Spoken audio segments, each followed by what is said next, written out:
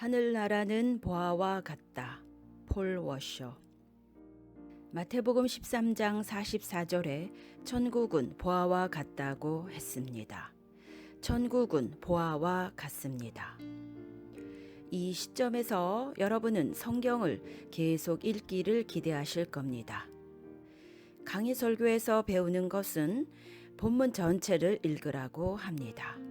그러나 저는 여기까지만 읽겠습니다. 여러분은 천국은 보아와 같다는 말씀에 무게감을 느끼십니까?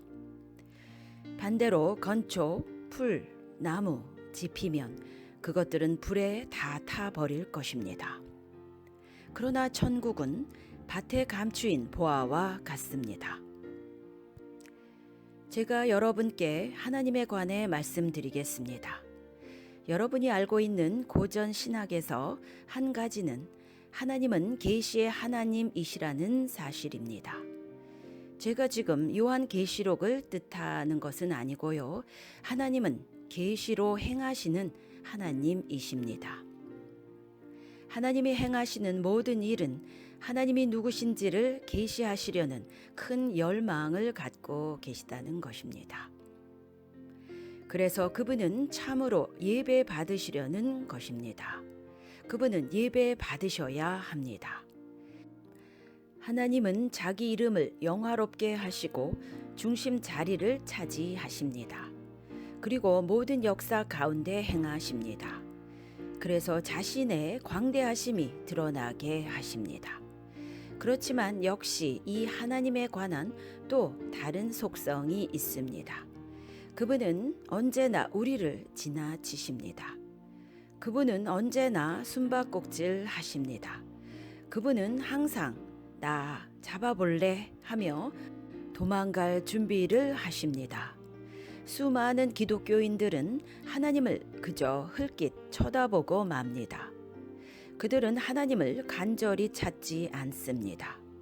그래서 그들은 말하죠. 하나님이 안 보이시네.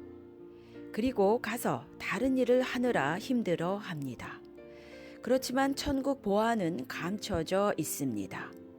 밭에 감춰진 보아와 같아서 사람이 발견한 후에 다시 감추고는 기쁨으로 돌아가 자기 모든 소유를 팔아서 그 밭을 삽니다.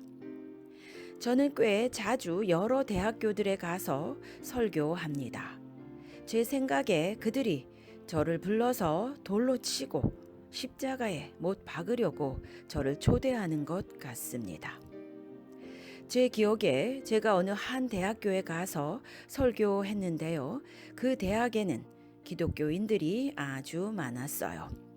제가 보니까 집회가 시작되기 전에 많은 여학생들, 자기가 잘났다고 생각하는 수많은 여학생들이 강당 앞으로 자신 있게 걸어왔고 맨 앞줄에 앉았습니다.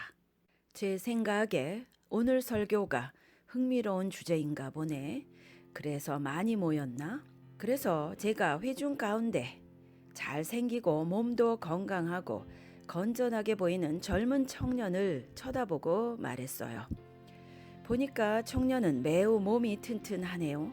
친구들도 다 건장하네요. 당신은 젊고 유연하고 신체가 아직 상하지 않았어요.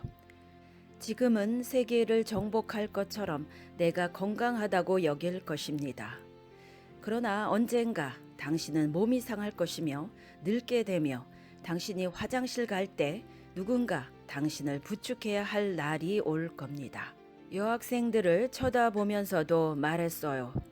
여학생들 아주 잘 생겼네요. 그렇지만 아십니까?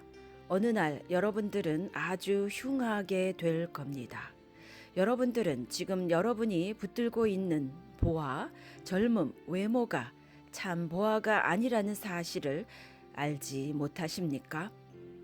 여러분 삶의 모든 것 중에 하나님의 뜻이 아닌 것, 여러분 삶의 모든 것 중에 그분을 위하지 않고 그분께로 온 것이 아니고 그분께로 돌아가는 것이 아닌 모든 것은 무가치하며 사도 바울은 그것을 배설물로 여긴다고 했습니다. 우리는 너무 많은 쓸데없는 것들을 지금 붙잡고 살고 있습니다. 제가 17살 때 아주 중요한 교훈을 배웠습니다. 우리 집에는 말 목장이 있었습니다. 우리는 펜스를 치려고 철망 다발을 풀고 있었습니다. 그때 철망 다발 중앙에 구멍에 쇠 막대기를 집어넣고 한 사람은 막대기 이쪽, 다른 사람은 막대기 저쪽을 잡고 달립니다. 그래서 돌돌 말린 철망 다발을 펴죠. 우리는 다가오는 농구 시즌에 대해 이야기를 나눴어요. 아버지 생각에 제가 평균 몇 점이나 기록할 것인지 매우 흥미있는 대화였어요. 아버지는 제가 가장 위대한 농구 선수라고 생각했어요. 그러던 중 갑자기 아버지가 비명을 질렀습니다. 비명을 지르실 때 저는 철망을 손에서 놓았고 아버지도 그걸 떨어뜨렸어요. 저는 아버지를 붙들었고 우리 둘은 함께 바닥으로 주저앉았는데 그 순간 아버지가 돌아가셨습니다. 저는 그 순간에 뭔가를 깨달았습니다. 사람은 얼마나 부유한지에 상관없이 죽어가고 있습니다. 사람이 얼마나 건강한지에 상관없이 살수록 연약해집니다. 얼마나 아름다운 사랑을 한다 하더라도 그 사랑은 끝나는 날이 옵니다. 여러분의 젊음은 눈 깜짝할 사이에 지나가며 여러분의 힘도 잠시 지나면 사라질 것이며 여러분은 안개와 같이 사라질 것이며 여러분이 목숨 걸고 살았던 모든 것들이 잘못이었음이 판명날 것입니다. 여러분은 깨닫지 못하십니까? 여러분은 매일 서서히 죽어가고 있습니다. 여러분은 죽음을 향해 가고 있는 중이며 여러분의 청년 자녀들도 마찬가지입니다. 그들이 살고 있는 세상은 죽은 세상입니다. 이 세상이 여러분의 집이 되어선 안 됩니다. 이 세상이 여러분의 기쁨의 근원이 되어선 안 됩니다. 이 세상이 여러분이 동경해야 될 것이 되어선 안 됩니다. 왜 부패한 시체 같은 세상을 쳐다보겠습니까? 보배가 있기는 있는데 그게 밭에 감추어져 있습니다. 잘 안 보입니다. 그래서 성경에서 두루 하나님은 반복적으로 나를 찾으라, 나를 찾으라, 나를 찾으라 말씀하십니다. 나를 찾으면 나를 찾으리라. 내가 너희가 모르는 크고 비밀한 일을 보이리라.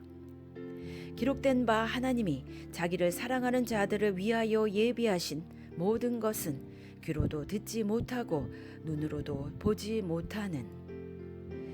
그러나 우리는 보아를 하나님을 찾지 않습니다.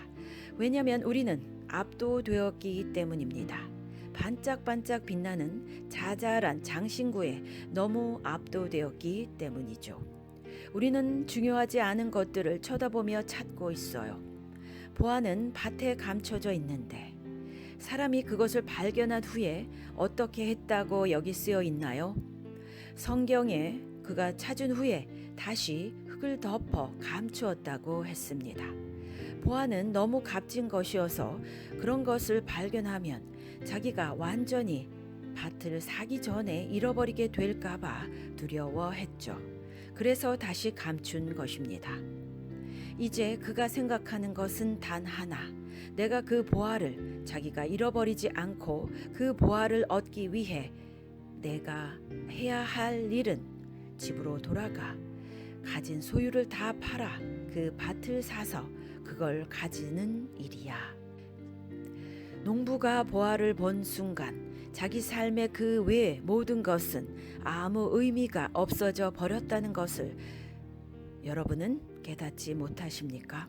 농부가 보아를 본 순간 자기 삶의 그 외의 모든 것은 무의미하게 되어 버렸습니다. 이제 잠시 열정에 대해 논의해 봅시다. 그것이 어떻게 여러분의 삶을 이끌고 나가야 할지요. 제가 예를 들어 봅니다. 저는 활로 사냥하기를 좋아합니다. 제가 바빠서 활 사냥을 실제로 거의 가지는 못하지만 저는 활 사냥을 정말 좋아합니다. 이렇게 말해봅니다. 어떻게 해서 제가 활 사냥으로 엘크 큰 사슴을 잡으러 가려고 모색하고 있었습니다. 그래서 내년에는 꼭 사냥하기로 했는데 누가 제게 약속했습니다. 그래서 제가 1년 내내 사냥하는 것을 머리로 그려냈습니다. 나는 몬테나주로 가서 이렇게 할 거야. 저렇게 할 거야. 나는 먼저 커벨러스 야외용품점 가게로 갈 거야. 아주 흥분되어 있습니다. 제가 생각하는 모든 것은 나는 활로 엘크 사슴을 잡으러 갈 거야 입니다. 그래서 제가 사냥을 1년 동안 준비했고 그 아무것도 아닌 일을 1년 동안 생각했고 이제 그 날이 되어 제가 막 집을 나서면서 제 두 아들에게 굿바이라고 말하는데 가정입니다. 제 큰 아들 이안이 말하길 오 아빠 제 머리가 아파요. 그리고 쓰러져 의식을 잃었습니다. 그 순간에 무슨 일이 벌어질까요? 제가 1년 내내 생각해왔던 모든 일들이 허무해지는 겁니다. 완전히 허망해질 것입니다. 제가 가던 길을 멈춥니다. 제가 어떻게 활사냥을 갈 수 있겠나요? 그 중요했던 일이 완전히 허무해집니다. 왜냐하면 제가 너무나 중요한 가치, 아들의 일이 너무 위험하기 때문입니다. 그때는 그 외에 제 삶의 모든 일들이 사라져 버립니다. 은퇴 후 잘 살아야겠다는 모든 생각, 사냥에 대한 모든 생각, 새 차, 옷에 대한 모든 생각, 자기 육신에 대한 모든 생각, 그 모든 것들이 사라져 버릴 것입니다. 보화를 발견한 사람에게는 긍정적으로 이런 일이 일어났습니다.